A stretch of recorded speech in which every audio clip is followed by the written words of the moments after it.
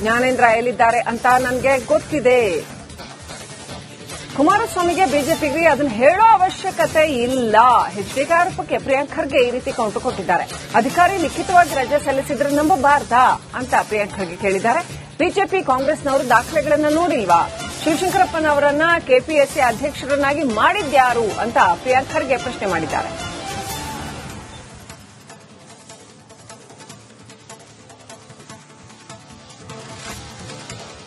ಲಿಖಿತ ಮೂಲಕ ಒಬ್ಬ ಅಧಿಕಾರಿ ಲೀವಿಗೆ ಅಪ್ಲೈ ಮಾಡಿದ್ರೆ ಅದನ್ನ ಸರ್ಕಾರ ನಂಬಬಾರ್ದಾ? ಹೌದಾ ಇಲ್ಲ? ಅದು ದಾಖಲೆಗಳೆಲ್ಲಾನು ನಿಮ್ಮ ಹತ್ರ ಇದೆ. ಅವ್ರು ನೋಡಿಲ್ವಾ ಅದು? ಆಮೇಲೆ ಅವ್ರು ಸುಳ್ಳು ಹೇಳ್ತಾ ಇದಾರೋ ನಿಜ ಹೇಳ್ತಾ ಇದ್ರು ಅದು ಸರ್ಕಾರಕ್ಕೆ ಗೊತ್ತಾಗುತ್ತಾ? ಅವ್ರ ತಂದೆಯವರಿಗೆ ಹೋಗಿ ಇವ್ರು ಭೇಟಿ ಯಾರು ಮಾಡಿದಾಗ ಇಲ್ಲಪ್ಪ ನನ್ನ ಆರೋಗ್ಯ ಸರಿ ಇದೆ ಅಂತ ಹೇಳ್ತಾರೆ. ಈಗ ಬರ್ತಾರಲ್ಲ, ಎಲ್ಲೋಗ್ತಾರೆ? ಬಂದಾಗ ವಿಚಾರಣೆ ಮಾಡೋಣ, ಯಾಕಪ್ಪ ಸುಳ್ಳು ಹೇಳಿದೆ, ಏನಿದೆ ಅಂತ. ಅವರಿಗೆ ಅವ್ರು ಎಲ್ಲಿದ್ದಾರೆ ಅಂತ ನನಗೆ ಗೊತ್ತಿದೆ. ಕುಮಾರಸ್ವಾಮಿ ಅವರಿಗಿರ್ಬೋದು, ಬಿಜೆಪಿ ಅವರಿಗೆ ಹೇಳೋ ಅಗತ್ಯ ಇಲ್ಲ ನಾನು. ಆಮೇಲೆ ಇದ್ರ ಬಗ್ಗೆ ಕೆಪಿಎಸ್ಸಿ ಬಗ್ಗೆ ಮಾತನಾಡಬೇಕು ಅಂದ್ರೆ ಮಾತಾಡಿ.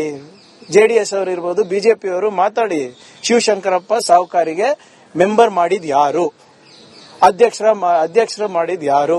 ಅವ್ರ ಮನೆಯಲ್ಲಿ ಮೋದಿ ಅವ್ರ ಫೋಟೋ ಇಲ್ಲ, ದೇವೇಗೌಡರ ಫೋಟೋ ಇಲ್ಲ, ಯಡಿಯೂರಪ್ಪ ಅವ್ರ ಫೋಟೋ ಇದೆ, ವಿಜೇಂದ್ರ ಅವ್ರ ಫೋಟೋ ಇದೆ ಅಂತ ಹೇಳ್ತಾರಲ್ಲ, ನಿಜಾನ? 200 ಕೋಟಿ ರೂಪಾಯಿ ಕೊಟ್ಟು ಅಧ್ಯಕ್ಷರಾದ್ರಂತಲ್ಲ, ನಿಜಾನ? ಯಾರು ಹೇಳ್ತಾ ಇರೋದು? ಬಿಜೆಪಿ ಮಾಜಿ ಶಾಸಕರೇ, ನಿಮ್ ಸ್ನೇಹಿತರೇ ಹೇಳ್ತಾ ಇದ್ರೆ ಅದ್ರ ಬಗ್ಗೆ ಮಾತಾಡಿ ಸ್ವಾಮಿ. ಯಾಕೆ ಅದ್ರ ಬಗ್ಗೆ ಮಾತಾಡೋ ಧೈರ್ಯ ಇಲ್ವಾ?